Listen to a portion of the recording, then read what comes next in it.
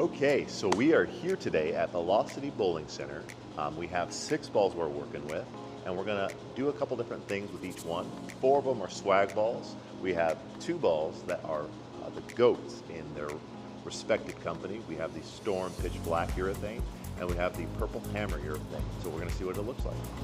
All right, so we're gonna start with the Glacier just because we had some success with this last time, and we're gonna see where the hook is at. So I'm gonna start right on 30 right here just to kind of take it easy, and let me just check the approach.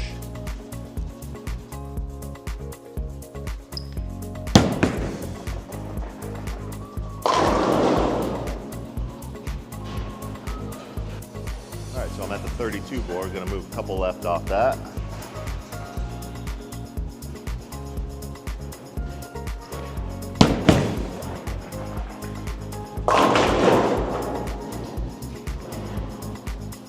Gonna move even more left now, so I'm gonna move 4 boards from that. So we're at 32, 34, 36. Let's see what this looks like.